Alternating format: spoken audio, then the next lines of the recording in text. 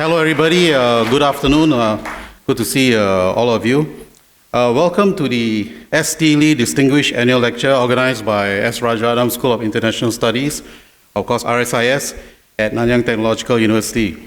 It is with great pleasure that I introduce today's distinguished speaker, Professor Jia Qingguo, who is Professor and former Dean of the School of International Studies of Peking University.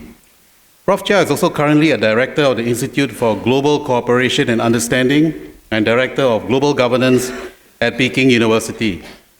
I will share more details of Prof. Jia's background shortly, but first a bit more on the S.T. Lee Distinguished Annual Lecture Series. The S.T. Lee Distinguished Annual Lecture Series was established in 2007. It is funded by an endowment established from a generous personal donation by the late Dr. Lee Seng Tee, a well-known Singaporean philanthropist, as well as a matching grant from the Singapore government. Dr. S.T. Lee was a prominent benefactor of local and overseas educational establishments, including NTU, of which, of course, RSIS is a component. The S.T. Lee Distinguished Annual Lecture Endowment enables RSIS to invite renowned scholars and policymakers to speak to a Singapore-wide audience on key strategic issues of our time. Today, we are very fortunate to have with us one such very eminent scholar, Professor Jia, to be speaking to us as our S.T. Lee Distinguished Professor. Today, Professor Jia will present on the very relevant topic of the US presidential elections' implications for China-US relations. In essence, his lecture will explore how US domestic politics affects American and Chinese foreign policies. It will examine the very critical issues of the likely effect of either a President Kamala Harris or President Donald Trump scenario on US-China relations, as well as possible Chinese responses to whoever the next US president will be. Prof. Jia will importantly also discuss the likely impact of the US elections here in Southeast Asia from his perspective as a senior scholar from China. A bit more background now on our speaker, Professor Jia. Professor Jia is a member of the Standing Committee of the 14th National Committee of the Chinese People's Political Consultative Conference, or the CPPCC. He has also served as a Standing Committee member of the 11th, 12th, and 13th National Committees of the CPPCC. Professor Jia has an impressive academic record. He received his PhD from Cornell University in 1988. He has taught at the University of Vermont, Cornell University, University of California at San Diego, University of Sydney in Australia, as well as, of course, Peking University. He was a research fellow at the Brookings Institution between 1985 and 1986, a visiting professor at the University of Vienna in 1997, CNAPS fellow at the Brookings Institution between 2001 and 2002, and the Payne Distinguished Fellow for 2002, the fall quarter at Stanford University. Professor Jia is also Vice President of the Chinese American Studies Association, Vice President of China International Relations Studies Association, and Vice President of the Chinese Japanese Studies Association. Prof. Jia continues to serve on the editorial board of more than a dozen established domestic and international academic journals on geopolitical issues and has published extensively on US-China relations, relations between the Chinese mainland and Taiwan, Chinese foreign policy, and Chinese politics. I have no doubt that Professor Jia's S.T. Lee Distinguished Lecture today on the subject of the US presidential elections' implications for China-US relations will be most enlightening and likely to generate much discussion. So may I now invite Professor Jia Qingguo to deliver his address. Prof. Jia, please.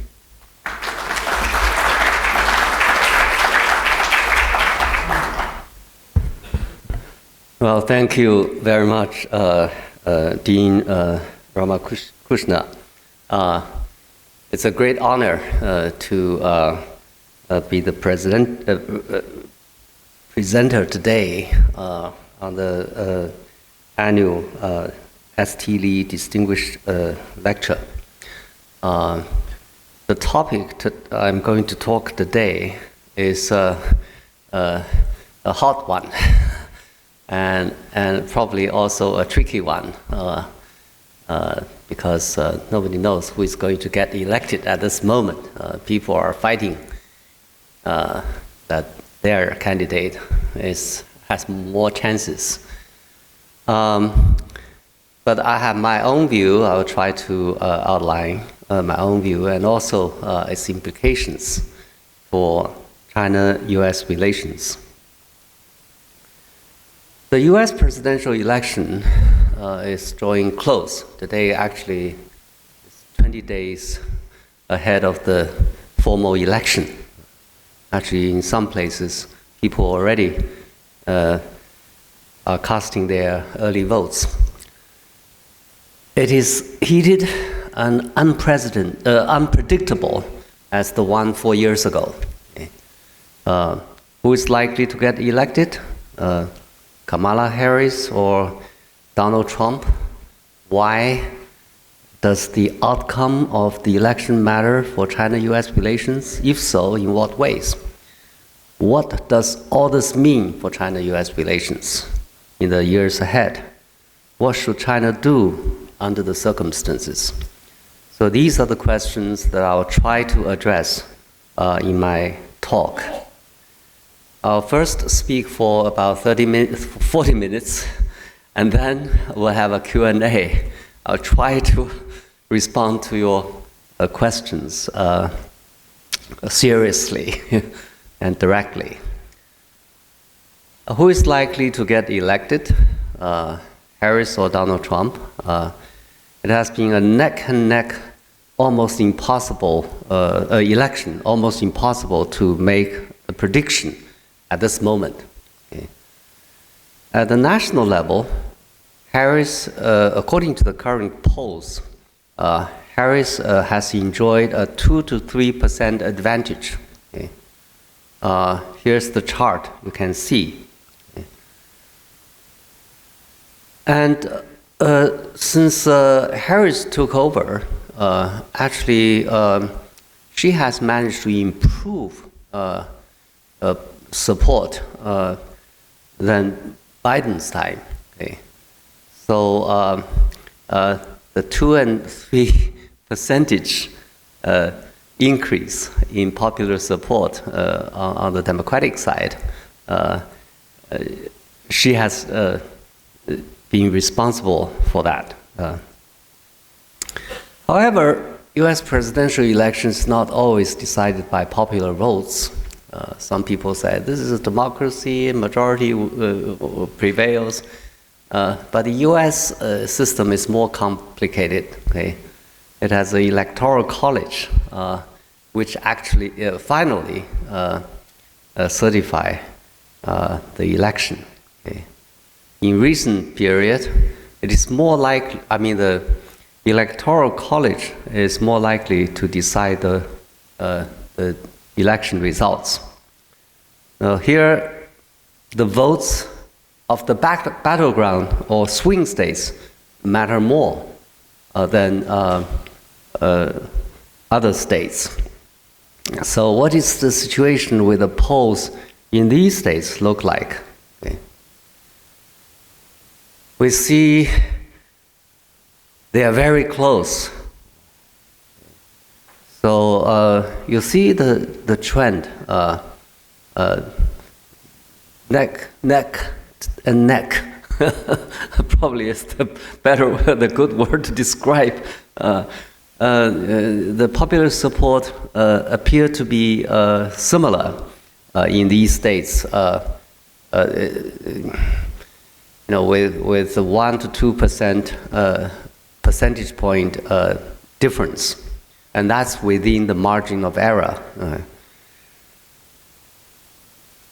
So if you look at the numbers, you can't conclude definitively which person is going to win the election. Okay. However, if we bring into some other facts, okay,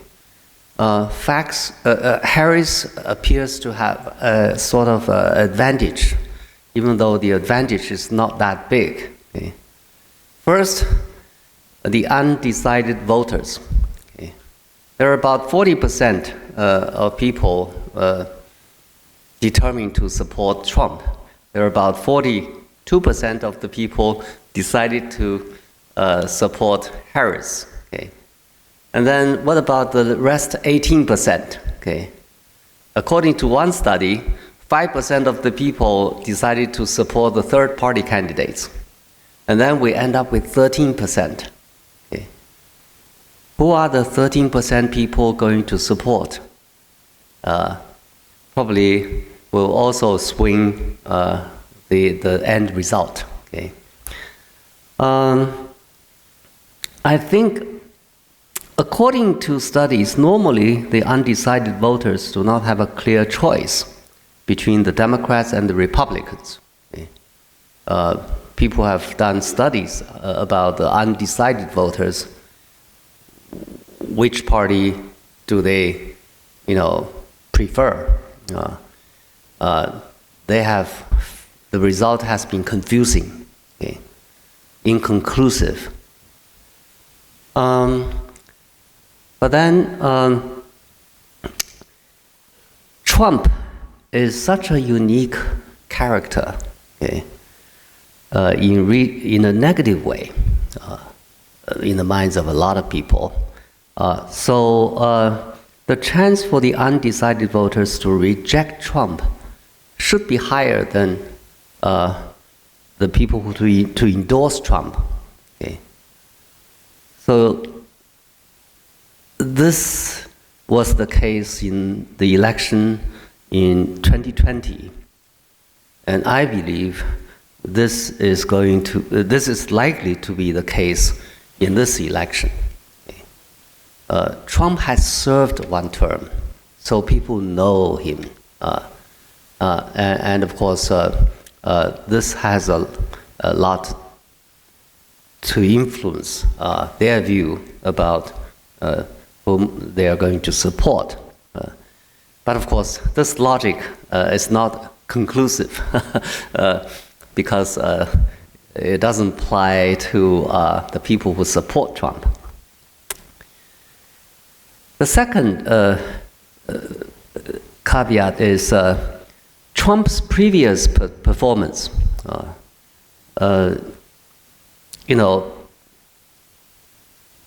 It has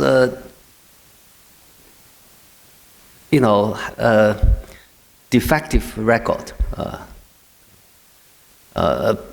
Even when we talk about economy, a lot of people believe that during his period of time, the economy was better. But he inherited. He was lucky in the economic cycle rather than it's because what he did something. But if you look at what's happening in U.S. economy since Biden came into office, he inherited a terrible situation, and then he managed to control the inflation, and actually the economy is doing relatively well now. But then people's perception of the economy appears to in favor of Trump at the moment, and that has a lot to do with their personal experience with the inflation. Actually, 3 years ago, I went to 2 years ago. I spent 3 months in California. I was really impressed by the inflation. Everything was so much more expensive than the last time I was in the U.S. Okay. But my point is, if you economy aside, if you look at other aspects, Trump's record has not been that good. That's why he was not elected last time, and probably this would have a negative impact against him this time. Actually, some moderate, prominent Republican politicians have already announced that they are not siding with him. They are not supporting him. Okay, and finally, I think it's less likely that the American people will make the same mistake twice. Okay, nobody knows, but that's my view. So Harris, it appears to me have a advantage, even though it's not a big advantage in this election. I hope I'm right. 4 years ago, I made a bet with one of my friends. He's a prominent figure now. He said Trump would win. I said Biden would win. And we finally settled on 2 bottles of Maltai. And I won. I hope this time I'll repeat my success. Does it matter to China who wins the election? Before Trump's time, when U.S. had a presidential election, journalists would come to me and ask the question whether China prefers the Democrat candidate or the Republican candidate. I invariably said China does not have a preference for any candidate in terms of party affiliation. Why? Because either party candidate's election has a positive and negative impact on China-US relations from the Chinese perspective. Okay. If the Republican candidate wins, traditionally, Republican Party administration would practice free trade. This means less pressure on China on economic relations, especially in terms of trade. Okay. Trade deficit would be less an issue between China and the US. And then you have less human rights pressures during the Republican period because the Republican administration tends to focus more on security issues. Okay. But of course, there are also negative aspects to it, to a Republican administration as far as China is concerned. That is, the Republican administration tends to give more attention to security issues, like strengthening military alliances around China, and also to give security assistance, more security assistance to Taiwan, okay, which is a direct provocation to China's sovereignty. That's bad. Okay. So there are positive aspects, there are negative aspects for China if a Republican candidate wins. But what about a Democrat? We also have pluses and minuses. Okay. So on the positive side, we'll see less pressure in terms of security and also on Taiwan. Okay. But on the negative side, we see more pressures on human rights and also more protectionism. Okay.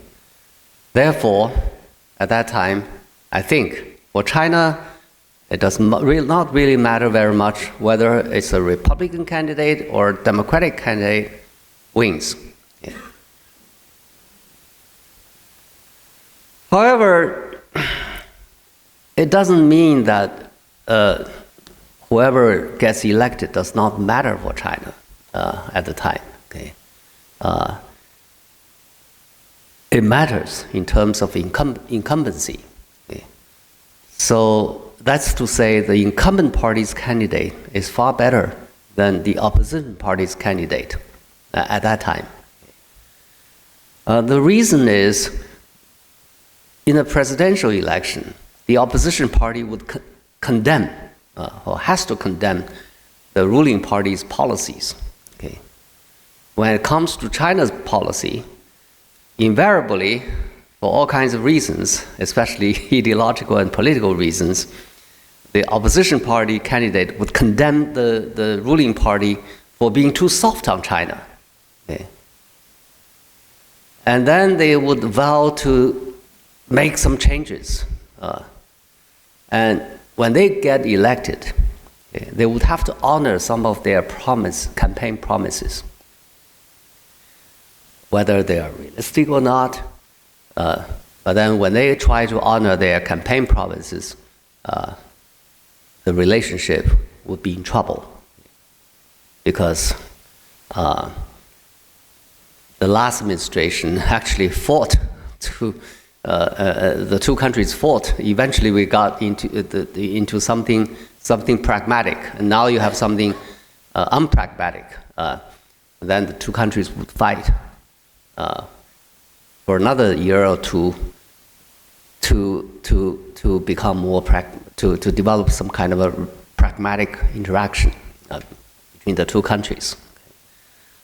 We call this 1 to 2 period as a period of 磨合, to get used to each other, a period of getting used to each other.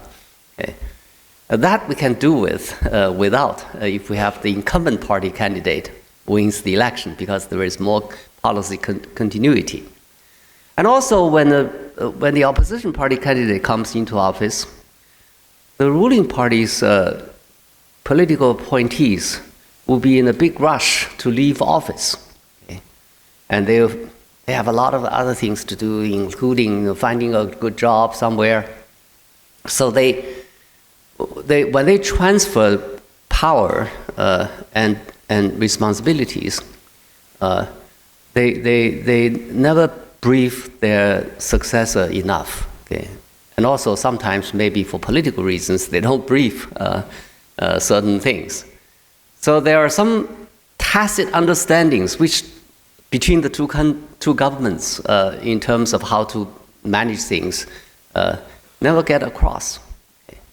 And then we had surprises in contacts between the two, between the Chinese government and the new administration. And then we have also, that's also a source of frictions between the two countries. So that's, for these two reasons, I think China prefers the incumbent party's candidate. Okay. Because it means more continuity on the US China policy, and also it means a smoother transition. Things have changed a great deal since then. The Republicans are no longer for free trade. For example, the Democrats are more proactive on Taiwan. In the first instance, you see Trump's tariff, right? And the Republican Party has become more protectionist now than ever before. Okay, and of course, Democrats' proactiveness on Taiwan. You can see that in Pelosi's visit to Taiwan. She took this venture at great risk of provoking a military conflict between China and the U.S. over Taiwan.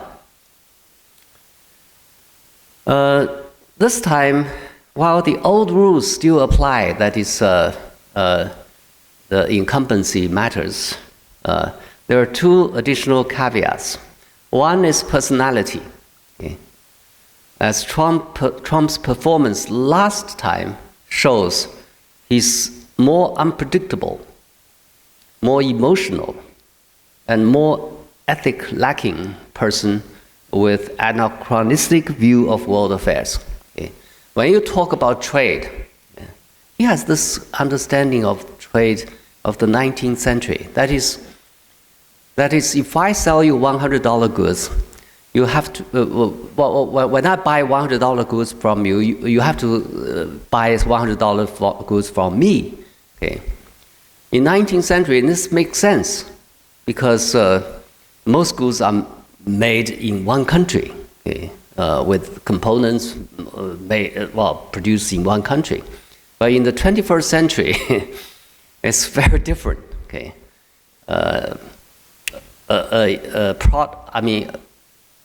A machine has a lot of components made in many different countries. Okay?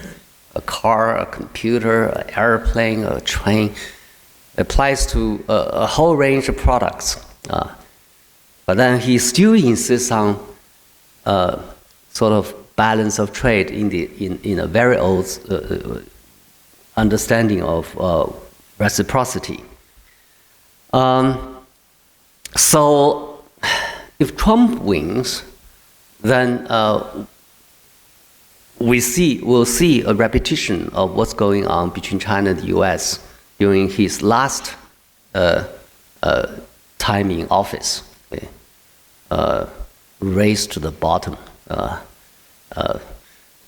high tariffs, and also very provocative actions like taking a phone call from Tsai Ing-wen or announcing that he would send that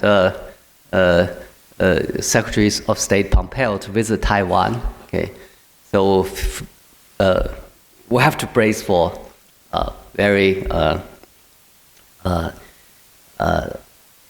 surprising moves on his part. Okay. The other is that more Republican politicians, especially congressmen, than their Democratic counterparts, are very heartless, provocative, and sometimes racist when it comes to China policy. The Republicans, politicians have been in the forefront of closing Confucius institutes, okay, of imposing restrictions on people-to-people exchange, and also making provocative moves on Taiwan. Okay. So this is on the record. So from the Chinese perspective, even though the Chinese government is very careful to make sure that we don't interfere in American domestic politics, we don't say anything in an official position. But then I'm a scholar. I don't represent anybody, so I'm a little bit more liberal at in my speech. But to me, you know, this election is different. We clearly have a choice. I mean, a preference in a way, or non-preference. We clearly have a non-preference when we face the result of the U.S. presidential election. What is likely to happen if Harris wins?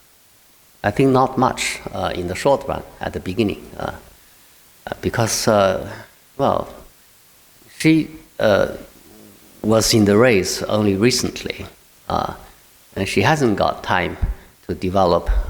She has been busy with the election, and she hasn't got time to go through the complicated and complex issues between China and the U.S.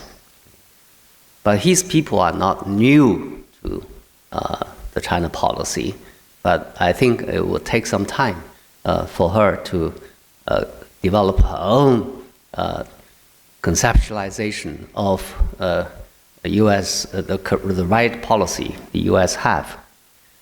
So in the short run, probably the current practice would continue, and also, but eventually changes will come. Okay, when she feels more comfortable, when she has enough time to go through the complex issue, you know, conceptualization process. That means policy continuity on China in the foreseeable future. So what's likely to happen for China if Trump wins?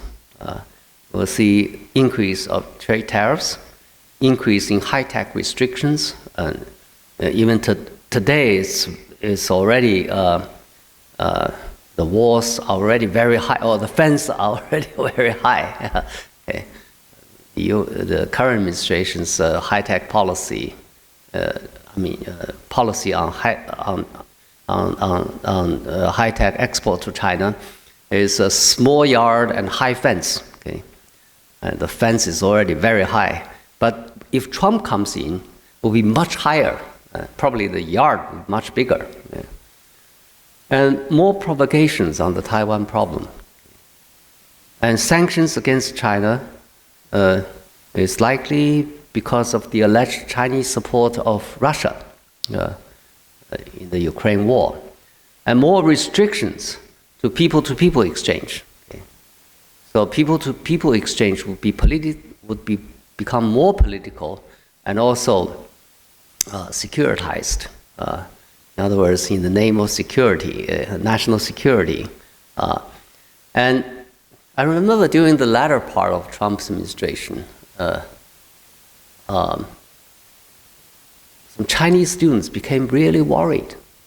They were studying in the US. They were really worried about being sent back to China in the middle of their study. Okay. One of my students was studying there, and he called me. He said, what should I do? I said, stay put and do whatever you have to when things come. Of course, there will be less efforts to rally allies to contain China, to do anything else.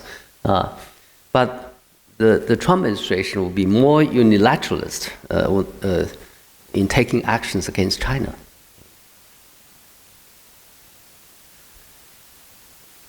Whether Harris and Trump wins, to be fair, one thing is likely to be the same. That is, the US policy toward China would remain to be tough and often rough in the days to come. Okay. The big ship of US policy has already changed its course. I've been following the debate. It seems to me that most people agree, both on the Democrat side and on the Republican side, that the US should be tough on China, even though they don't agree as to why and also how. It is difficult, if not impossible, to change it back in the short run. So this is a reality. So unless something dramatic occurs, the US would continue to be tough and even hostile to China. China does not have much alternative but to face it and deal with it. What should China do under the circumstances? I think first, China should get prepared for whatever comes. There is still a serious possibility that Trump would win. Okay? I wouldn't bet on everything. A cup of Malta is enough.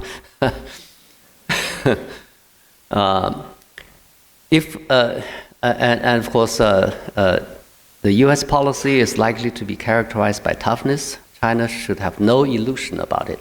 Okay? Second, when Trump comes in, we'll see high tariffs, more high-tech restrictions, arms race, the Ukraine issue, South China Sea, Taiwan. And if Harris comes in, we'll see continuation of the current level of tariffs and high-tech restrictions, human rights issues, Ukraine, Xinjiang, South China Sea, Taiwan. Okay, they're going to be tough on all these issues. Okay. Therefore, China should be prepared to defend China's core interests and fight back when provoked. Okay. This is what China have to do. And to get prepared for that scenario, China needs to speed up its military modernization program until a time when the US stops its serious provocations over China's sovereignty and territorial integrity. Of course, China should also do well in other aspects, especially economic development. Second, China should avoid get dragged into unnecessary conflicts. China should try its best to avoid things such as engage in military conflicts by accident, and also knee-jerk response to outside criticisms. I mean, some of the criticisms come from individuals. I think there is no need to respond to every criticism on the official side. Okay, I think a better alternative is to examine the criticisms carefully to see which criticisms are valid and which criticisms are just rubbish, and try to improve on the criticisms that are valid. Okay, and try to improve yourself to be a better country this way. So a knee-jerk response to criticism is a sign of weakness rather than strength. So you don't want to get dragged into unnecessary conflicts in the South China Sea, Taiwan, and by criticisms from the outside. Finally, do the right things, even though the other side do not reciprocate. First, maintain dialogue and consultation at different levels. Try to identify differences and shared interests with the other side, and then develop ways to manage the differences and protect shared interests. In fact, China and the US shared many more interests than they used to many years ago. They still, despite all the conflicts, they are all stakeholders of the existing international order. And they have a lot of interest to protect, a shared interest to protect. So in theory, they can work together, even though in reality, because of politics, because of other things, they find it very difficult to work together. Second, to continue the policy of openness, including maintaining trade and economic relations with China, with the US as much as possible. So China should still embrace the open policy principle, embrace freedom of, the free trade principle. Okay. Even though the US is abandoning it in a way, China should pursue it. Because this is the way that serves China's interests as well as others. And thirdly, China should continue to promote people-to-people exchange. Okay. If Trump comes in, you expect that they would impose more restrictions on people-to-people exchange between the two countries. I think China should not reciprocate the restrictions. Instead, China should be open and continue to encourage people-to-people exchange. I often argue that it's important, absolutely important, for the young people of China and other countries to get to know each other. This is the future is theirs. They have a right, they have a responsibility. Responsibility also is in their interest to stay engaged.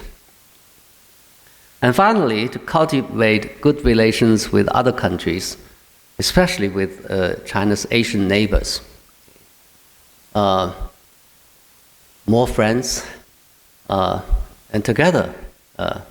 And also probably work together with the friends in the US, the moderate and pragmatic people, and then we try to shape the policy, shape the relationship in a positive direction.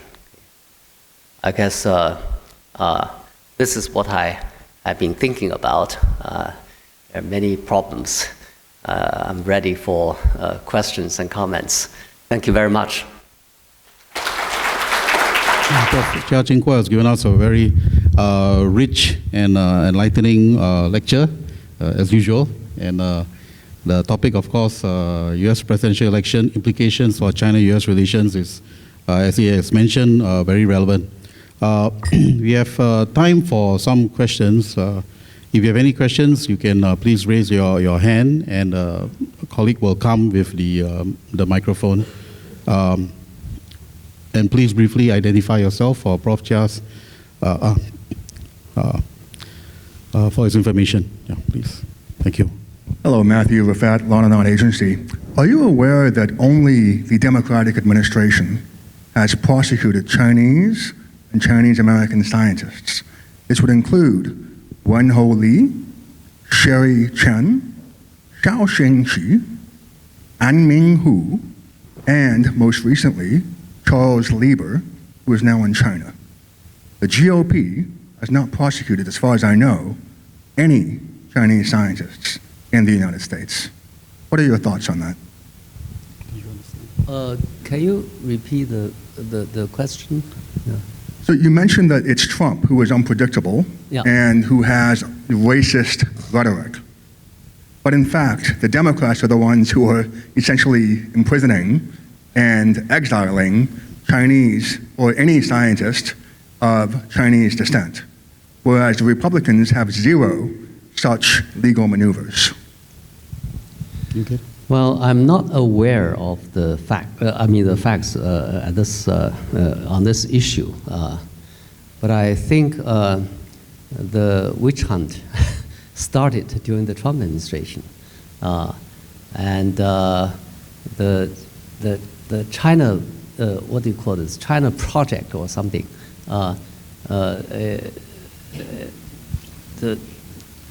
Really got a lot of people on their nerves. I have friends in the U.S. who are in the science fields. They were concerned and worried that they would be prosecuted.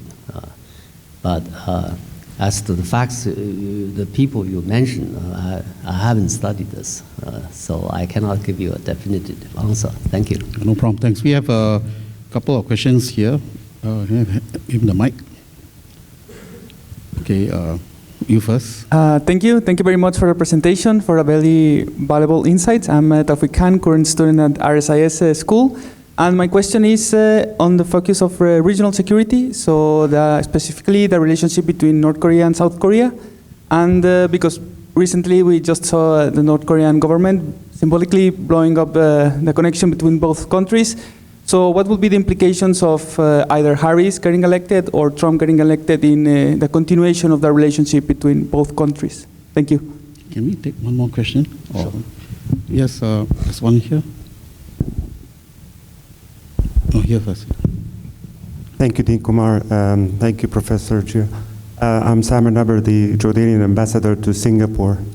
And my question rests on some of your assumptions or prescriptions on how China could contain any result of the elections. And my question is this: why shouldn't be the South China Sea a point of facilitation by China? Why shouldn't it focus on let's say, implementing the UNCLOS, the United Nations Convention on the Law of the Sea, and the 2016 arbitration, which actually no international lawyer would disagree on in that sense, and that should be probably a CBM between China and its neighbors, and including through the US. Thank you. These two questions first. Great. Well, first, I think it's unfortunate that hostilities between South and North Koreas have developed this way. Okay? And the actions taken by North Korea is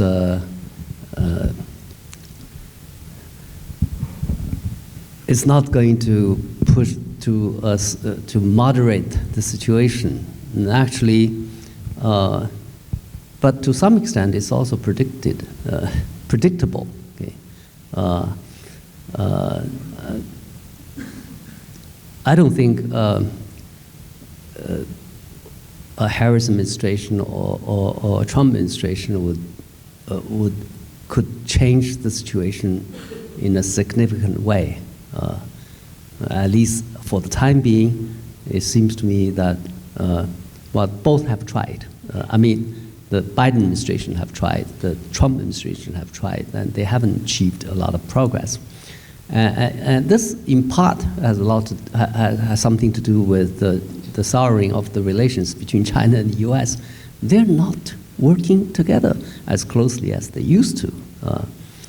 So that, to some extent, let loose some of the, negative interactions in the peninsula. On the South China Sea issue, I think, well, first of all, there are international maritime legal experts. They argue that, at least, they argue that the 2016 arbitration ruling itself is problematic. Because when China signed up to UNCLOS, you all have your reservations, right? Every country, when they sign up international law, they have their reservations as to some specific aspects. And China, clearly indicated that it would not accept imposed arbitration without Chinese consent. And this is clearly, this ruling occurred at a time when China-U.S. relationship began to deteriorate. And of course, the U.S. and the West, in a way, pushed for this ruling without Chinese consent. Okay. So China has never recognized the legality of this ruling.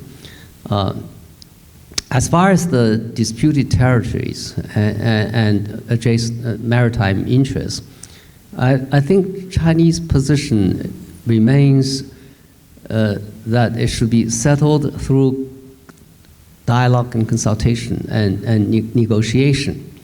And during the past years, I think Chinese government has been pushing for an agreement on the code of conduct. But of course, it's a very complicated issue. On the Chinese side, you have people who blame certain countries for their, efforts to block. And of course, some people from other countries blame China for making the conclusion of the agreement impossible. But to let this thing drag on is no good for all of the countries in the region. Okay, so somehow we have to sort out our differences and shared an interest, and then make the political leaders should make the final decision as to when we should conclude a code of conduct, agreement on the code of conduct. And then some of the problems, especially territorial disputes, are very difficult to resolve for all kinds of reasons, political, historical, and also economic, very difficult to resolve. But then they can be sheltered. And then we can focus on other aspects of our relationship. I think for the concerned countries, we should agree that we should not let the disputed territories, this issue, to define our relationship. Okay? If we cannot solve it, we can shelve it and let the future generations to find ways to solve it. Let time to solve it, okay? Rather than to rush into a conflict and jeopardize our relationship, our interests, in our effort to do something that we imagine that is the only alternative. Okay. Thank you. Yeah, I think we'll take another couple of questions for next round. Over there.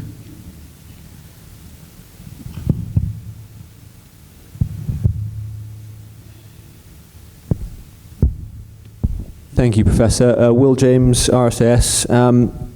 Just wanted to sort of gently push back on a few of the things you said about a prospective Trump presidency 2.0. You mentioned around Taiwan. The thing is, whenever I hear Trump talk about Taiwan, it's generally in the context of how far away from America Taiwan is. And so I wonder how much he really is invested in the Taiwan situation compared to the Democrat administration. Second, with Ukraine, I'd say something similar. And as a European, most Europeans are incredibly worried about what Trump heralds for the Ukraine situation. So it's not necessarily clear that he'd be bothered enough to put sanctions on China over the issue of Ukraine when he may not even be invested in Ukraine in a year's time. And then finally, you mentioned around working unilaterally rather than multilaterally. And I just thought surely it would be in China's interest for America to be working on its own rather than with a group of allies. And so I suppose my question is just, why are you so, I suppose, downbeat, if you will, on a Trump 2.0 presidency, other than the erratic decision making? Thank you. One more question. Hi, I'm Sophie. I'm currently studying at the National University of Singapore doing global studies. Throughout your lecture, you predominantly focused on the candidates, the US candidates for this election, as well as the campaigns that they represent. But of course, all presidents in the United States are democratically elected, therefore the electorate matters. So my question to you is, to what extent, at least from the Chinese perspective, do the people, the American people, and the electorate matter in terms of deciding elections? Because a lot of the rhetoric of pursuing China, being tough on China, does presumably come from its citizens. So to what extent does the Chinese view take into account the people, and is this relevant to how you assess the US-China relationship? Thank you.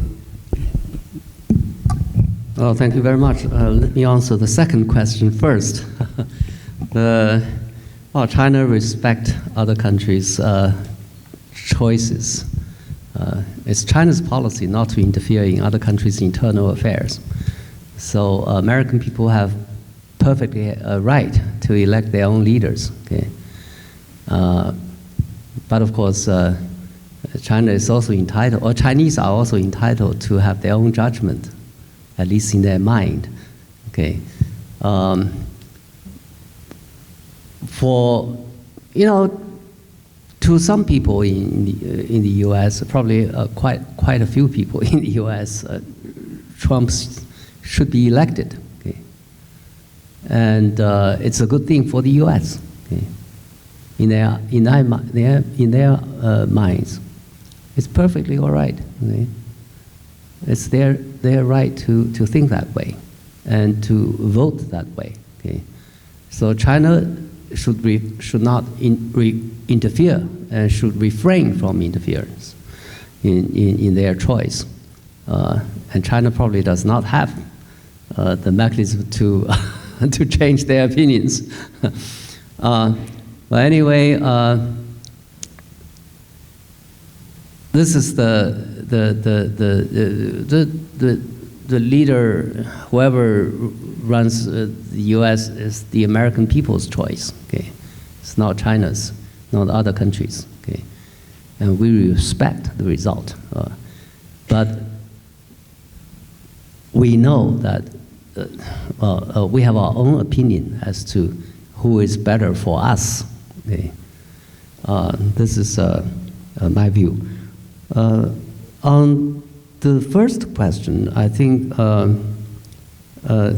Taiwan is far away, but it's becoming closer, okay, to a lot of Americans.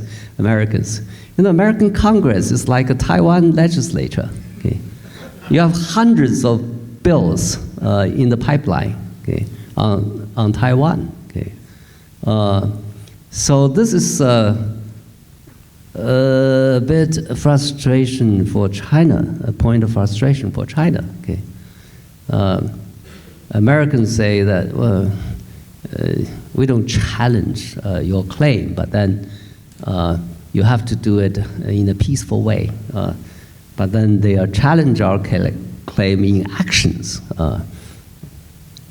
And on Ukraine, well,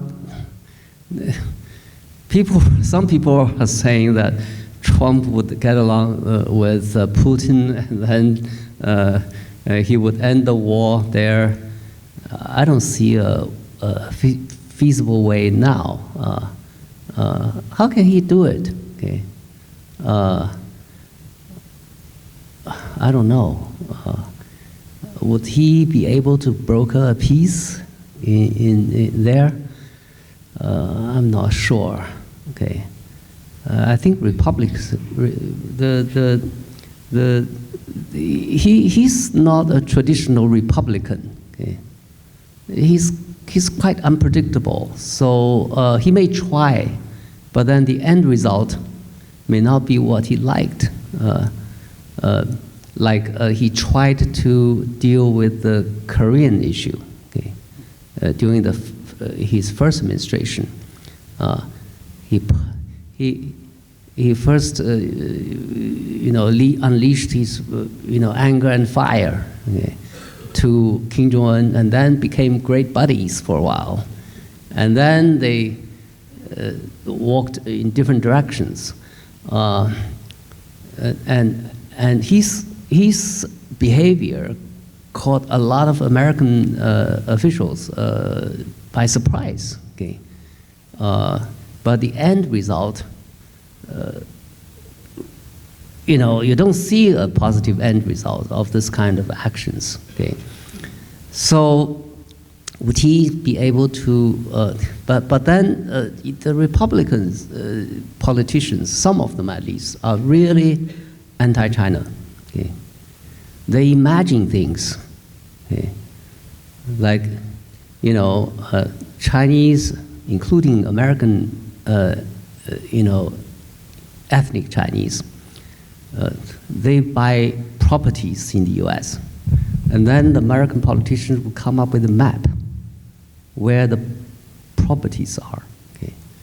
And then they say that this is a strategic conspiracy on the part of China to buy American properties in a strategic way to undermine the U.S.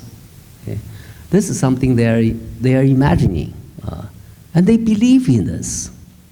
That's the problem. Okay. So Confucius Institute is an instrument to undermine the U.S. Okay. It's like a Chinese leftist argument, but it's popular in the U.S. and then actually got enforced in the U.S. Now many Confucius institutes are closed because the federal government says that if you want research grant from the federal government, you'd better close the Confucius Institute. So the universities, they have a problem. Okay, they need the grant to carry out the research, but at the same time, they know that the Confucius Institute, does no harm. And it's not right to close the Confucius Institute. I know quite a few of them. So this is what's happening. Multilateralism. In China, we have people who argue that maybe Trump is better. Okay. Actually, quite a lot of Trump supporters still in China. Okay. And one of the arguments is Trump is a unilateralist. Okay. So he will not gang up with allies to put pressures on China. Okay. And this is good for China because the pressures will be less. Okay. And a democratic administration tends to rally its allies and friends in their policy to pressure China. Okay. But they are not thinking the other aspect of the alliance approach. That is, once you rally allies to work together with you, you have to give your allies' interests more attention. Okay. So basically, American allies would have a greater say in what actions should be taken against China. If the actions are too extreme in their eyes, hurting their interests, for example, they would resist it. So American policy on China tend to be more moderated. And the Chinese never think, most Chinese never think that way. Okay? So the Trump approach, to me, the more unilateralist approach, can be more dangerous in a way because it will be less restrained by the allies, their interests, their concerns, and their aspirations. So alliance works both ways when it comes to China. Okay. Thank you. I saw a couple of questions here. Okay, you first, and then gentleman at the 1, 2, 3, 4th row first. This guy, yep, this gentleman, and gentleman in blue in the 4th row.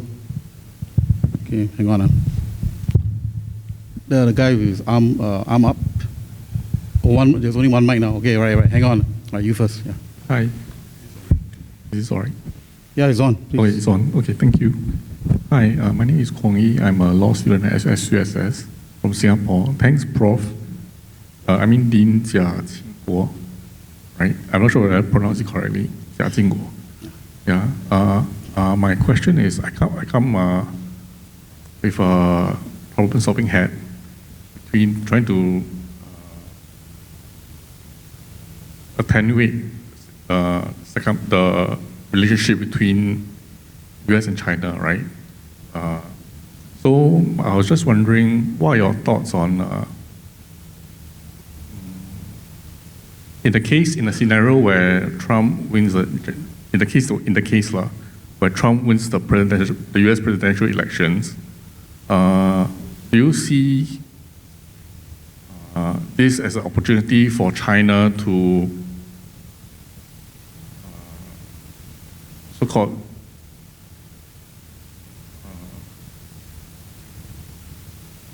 in a sense intervene into US politics by bringing the so from what I understand from the lecture is that the difference between the dispute between the Republicans and Democrats is the one that is driving US and China policy away from each other, right? So do you think if Trump, in the case that Trump wins the presidency, can China be the one who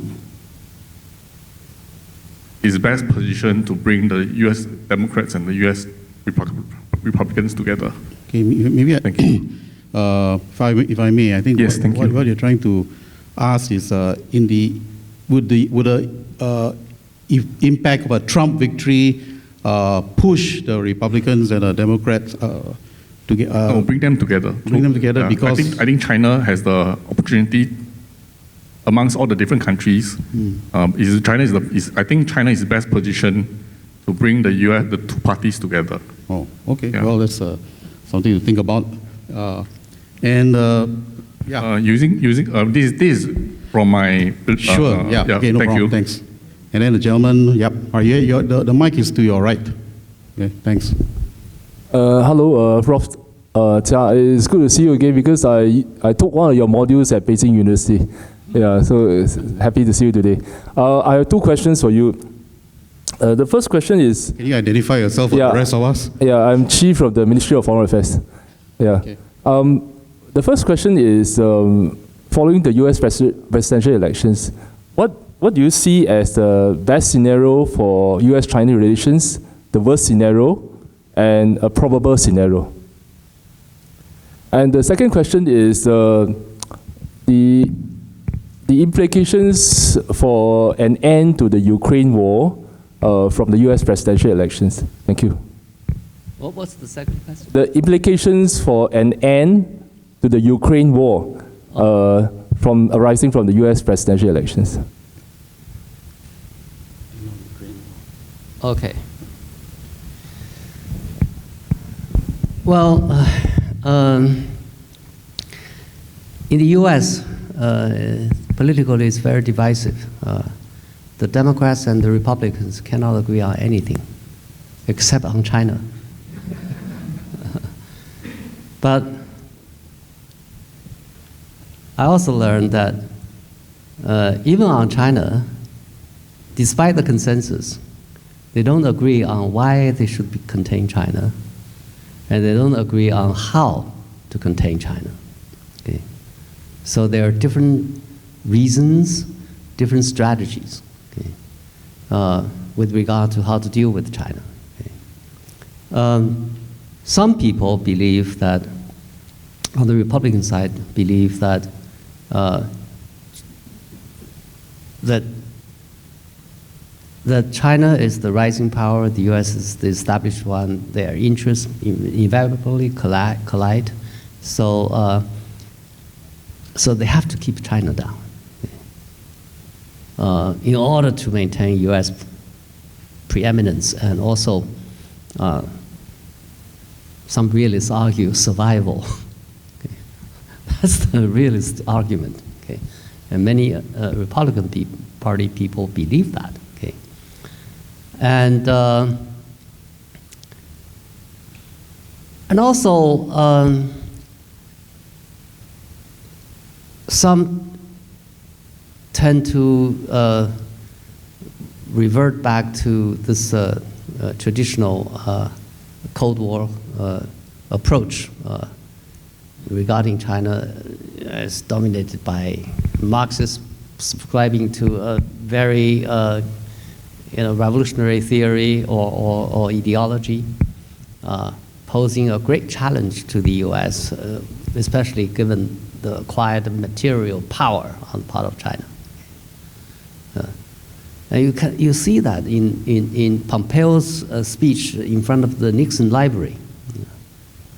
He said, engagement policy has been proving wrong. It's time for us to pay more attention to the factor of ideological and political difference between the two countries. Okay. That's why we need to be tough on China. That's the Republican argument. For the Democrats, I think they are more concerned with the human rights issue, and of course, you can find a lot of issues related to the human rights issue, right? Like Hong Kong, Taiwan, Tibet, they are all part of this human rights package. That's one issue they are concerned. The other issue they are concerned is the direction of change in China. They are so disappointed that China has not moved in the direction that they had hoped for through engagement. Okay. In other words, China will become freer and more liberal, more like the U.S. Okay. Even though they claim that they don't expect China to become another democracy like the U.S. Okay. So they are also questioning whether engagement policy is the right way to do. Okay. They conclude tentatively that the engagement policy had failed. Okay. So it's time to resort to an alternative approach. Okay. That is to be tough on China, to shape China's process of development. Okay. So very different reasoning. And in terms of tactics, I think the Republican approach is more, confrontational on security, on trade, and in high tech in terms of, also in security terms. Okay, and for the Democrats, it's more like need to change China's practice so that so-called unfair practice in trade and economic investment, and then in a way to facilitate, to make sure that the U.S. Does not suffer a disadvantage. Okay. But there are many specific areas in terms of how you deal with China. They are different. Okay.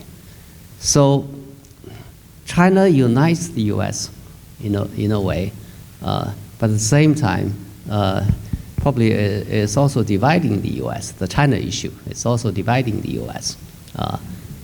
So whenever they have a election, especially presidential election, the China issue is still debated. It's always debated. Now it features larger than before. In terms of scenarios, best scenario, worst scenario, and middle scenario, I think the best scenario is that we can sit down and compare notes and identify our areas of conflicts or differences, and also our shared interests, and act according to it, and that's to control and manage our differences, at the same time promote cooperation on interests, on shared interests. Okay, that's at the moment the best alternative, and that's what I've been hoping. But the worst scenario is that we fight a war over accident. Okay, whether it's in South China Sea or in East in the Taiwan Strait or in East China Sea. And also the part of the worst case scenario is that we engage in an endless arms competition, arms race. Okay. China has a few hundred warheads, nuclear warheads now. And some people in China already argue that we should have 1,000. Okay. Why? Because the relationship is moving in that direction. And the U.S. is arming Taiwan. And the U.S. military relationship with Taiwan is expanding. Many years ago, Yang Shangkun, former president, in answering to journalists' questions, he said, we have 3 conditions for use of force on the Taiwan issue. One is Taiwan independence. The second is foreign occupation of Taiwan.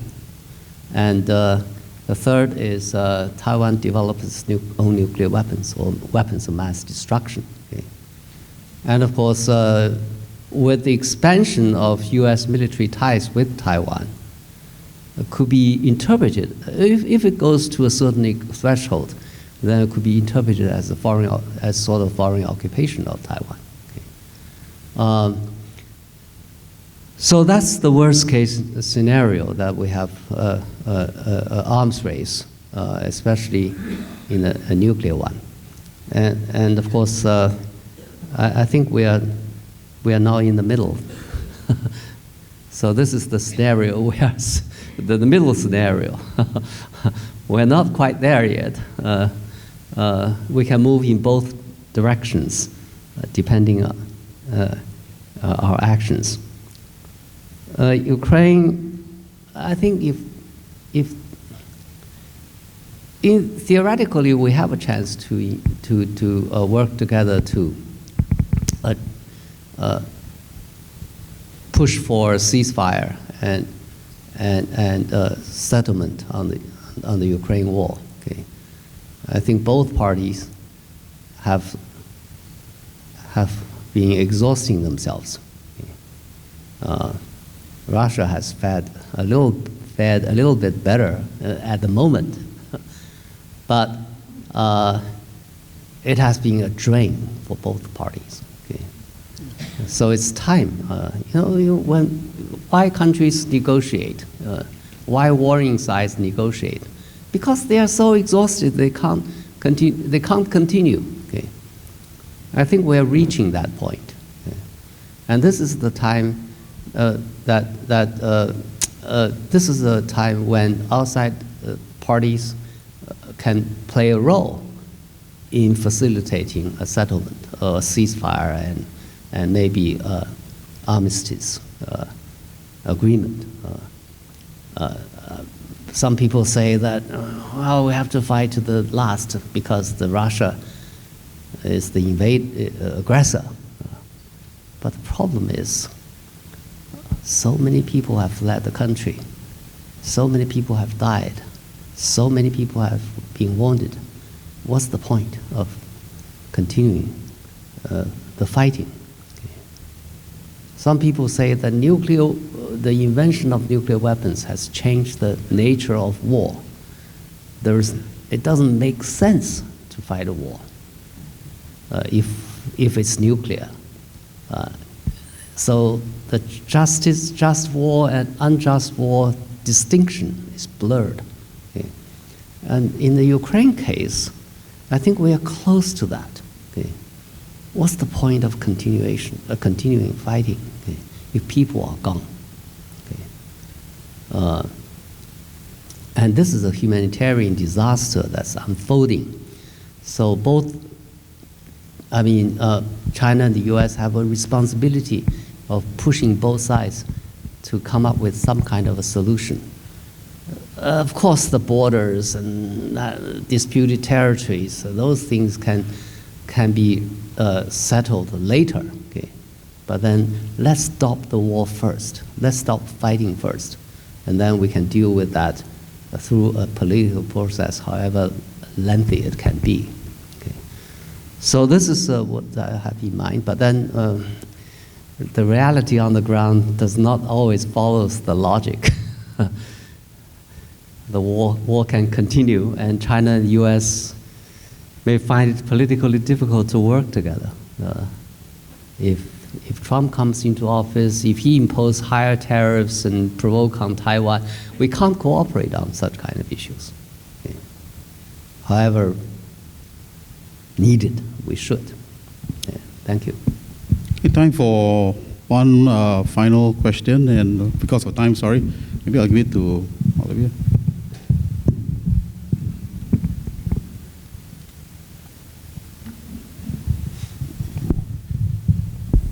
Thank you for the final question. No pressure.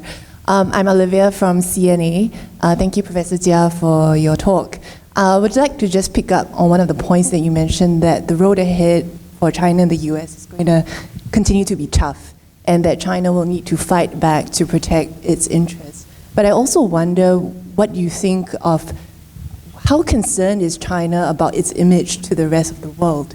Is this something that's still a priority? Because a few years ago, I remember the top leadership talking about trying to cultivate a more credible, lovable, respectable image for China to expand its circle of friends.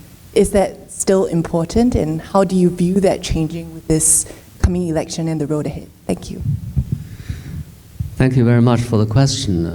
Of course, China still wants to be liked, wants to be loved. It's a tough job when China rises, especially the size of the country and also the rapidity of its rise,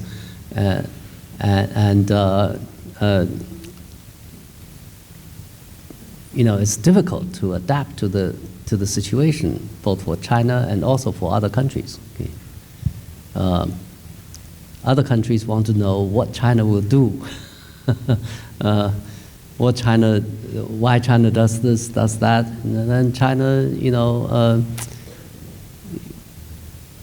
are not ready. Well, has not been completely ready for providing all the explanations, because itself is in the process of rapid change. Okay, what does China want? I often argue that China on the rise is a complicated phenomenon. Okay, China has two sets of interests. Roughly speaking, China has two sets of interests on all kinds of issues. Okay, because it has two sets of identities. Okay? China is a developing country. It's a developed country at the same time. China is a rich country and a poor country at the same time. China is a strong country and a weak country at the same time. China is an ordinary country and also a superpower at the same time. And each identity has its own set of interests. Okay, so it's a very confusing period of time for Chinese to decide what their interests are. Okay? So coming up with an explanation as to why they behave like this can be very complicated challenge. Okay? I remember during the Copenhagen summit on climate change, a lot of people expected China to do more, to sign some bounded agreement on cooperation to curb climate change. But China Premier Wen led the Chinese delegation, and he vowed that he would defend China's rights as a developing country, China's rights to develop as a developing country. Okay. He was right. China was also a developing country. Okay. But before he went to Copenhagen summit, and also after he came back, he spent a lot of energy and made a lot of efforts to push for reduction of the emission. So, very complicated, you know. And then, you know, eventually, China's made a shift before the Paris Agreement on climate change. Okay, Chinese government began to assign more value to cutting emission, to do more on climate change. At the same time, China still has a lot of challenge with regard to development. I remember attending meetings in which a lot of people were saying that we should not do too much in order to cut emission, but they cause a lot of problem to our employment and also to our economy. Okay, so this is a tough job. It's a tough job to present China now, but China wants to, of course, like everybody else, wants to be a friend and wants to be understood, and China wants to be appreciated for its efforts to contribute to international development and stability. And China has made a lot of efforts in this regard. Okay, China has come up with 3 global initiatives on security, on development, on civilization exchange, changes, cultural exchanges. So China also provided a lot of international assistance to other countries. So China wants to be appreciated and respected. Of course, China has also created its own problems, has own problems in terms of how to tell a good story about China that is an objective and also more comprehensive story about China. But this is a big challenge for China, how to represent itself during this period of time. Okay. Let me stop here. Thank you very much. Thank you very much. I'm sure all of us will agree that Prof. Jia Qingguo has not only given us a very masterful lecture on the topic at hand, the implication of the US presidential elections for US-China relations. But his very measured and considered and nuanced responses during the Q&A has been very enlightening for not just for myself, I'm sure all of us. So please join me in thanking Prof. Jia for sharing with us his insights this afternoon.